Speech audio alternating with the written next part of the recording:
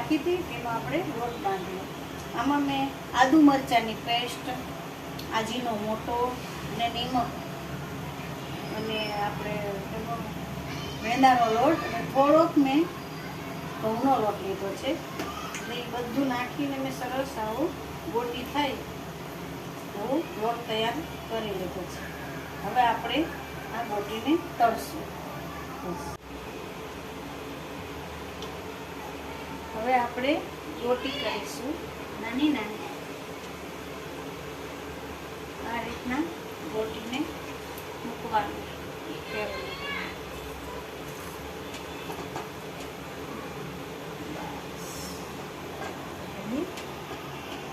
હવે આપણી ગોટી છે ને તળાઈને તૈયાર થઈ ગઈ છે. આ રીતની લાઇટ બ્રાઉન રાખવાની અને એકદમ ધીમા તાપે તળવાની છે. વઘાર માટે આપણે આ 2 મસાલા લીધા છે તે મેં આમાં નાખી દીધા. પછી એમાં 1 ગ્લાસ પાણી નાખ્યું. આ રીતે પછી એને ચમચીથી સહેજ બધું મિક્સ કરી નાખવાનું. પછી આપણે આ તેલ મૂકેલું છે. તેલ આપણું બહુ ગરમ થઈ ગયું છે, વધારે પડતું, એટલે આપણે થોડી વાર એને ઠરવા દઈશું. બાકી આપણે આ જો કેપ્સિકમ છે, ગાજર છે અને કોબી એ બધી મસ્ત સુધારી લીધું છે. આપણી ડુંગળી છે એ મેં સુધારી લીધી છે. પછી આ લસણ છે અને કટિંગ કરી લીધી છે. અમારે તાજું લસણ. ચાલો હવે આપણે પહેલાં લસણનો વઘાર વધારવાનો.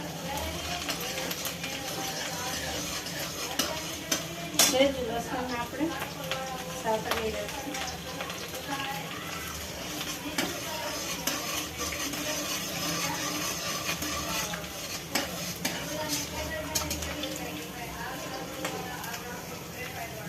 ત્યાર પછી તેમાં આપણે ડુંગળી નાખીશું.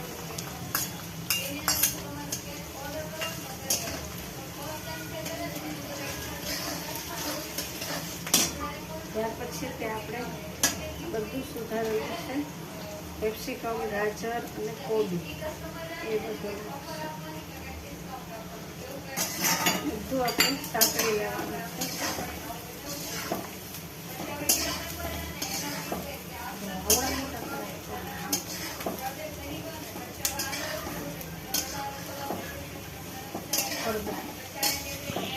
હવે આપણે આ થોડું સાતળી લઈશું. સરસ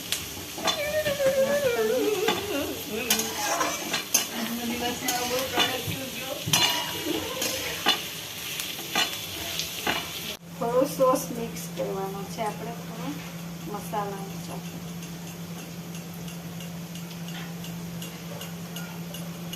એટલે ખાટું મીઠું સ્વાદ આવે સરસ. જોશે તો આપણે થોડો પછી નાખશું. મસાલો આમાં નાખી દઈશું.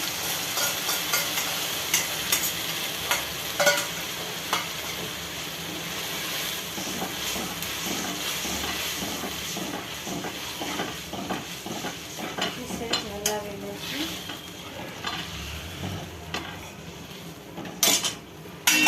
ત્યાર પછી આપણે તેમાં ગોટી એડ કરીશું.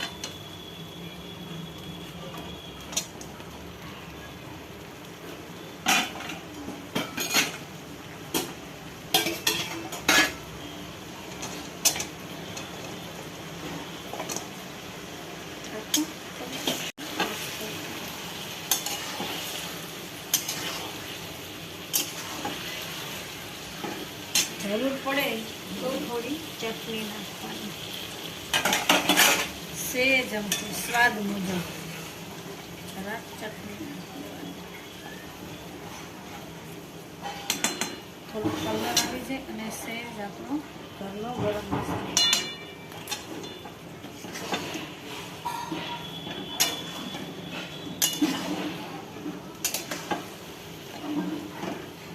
દેખાય છે ને આપણું મંચુરિયન બરાબર મસ્ત.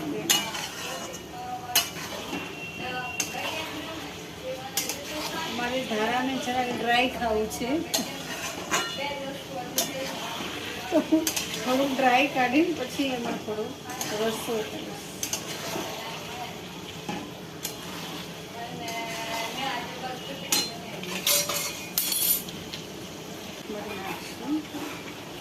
અને પછી ટેસ્ટ કરીએ અને સર્વ કરીએ.